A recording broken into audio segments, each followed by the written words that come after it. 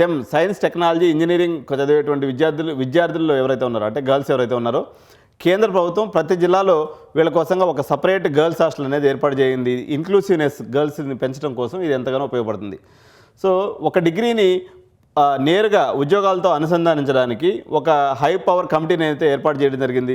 Service సెక్టార్లో కానీ లేకపోతే హార్డ్వేర్లో కానీ ఎటువంటి అవకాశాలు ఉన్నాయనేది వీళ్ళు పరిశోధన చేసి సో వీళ్ళకి డైరెక్ట్గా స్కిల్స్ని డిగ్రీ ఉత్త పేపర్తో బయటకు వచ్చే పని లేకుండా వాళ్ళకి ఏ రకంగా స్కిల్స్ని ఇంప్రూవ్మెంట్ చేయాలనే విషయంగా ఒక కమిటీని అయితే ఏర్పాటు చేయడం జరిగింది.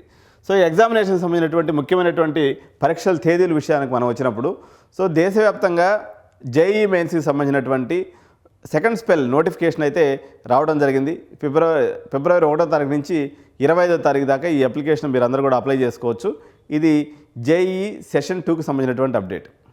అదేవిధంగా ఏప్రిల్ 2వ తారీఖు నుంచి 9వ తారీఖు వరకు ఎగ్జామ్ అయితే కండక్ట్ చేయబడుతుంది.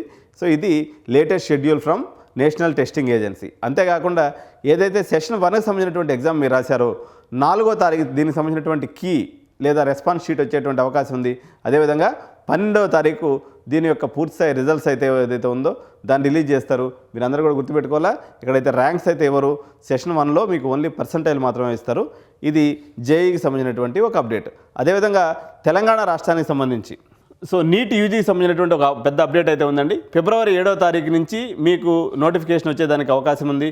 నోటిఫికేషన్ మరియు రిజిస్ట్రేషన్ వివరాలు మీరు ఫిబ్రవరి 7వ తారీఖు కల్లా ఇవన్నీ రెడీగా పెట్టుకోవాలి. 10th మరియు ఇంటర్ సర్టిఫికేట్లు మరియు ఆధార్ కార్డ్స్ ఏదైతే ఉందో ఎటువంటి తప్పులు లేనటువంటి ఆధార్ కార్డు అప్డేటెడ్ ఆధార్ కార్డుని రెడీగా పెట్టుకోవాల్సినటువంటి అవసరం ఉంది.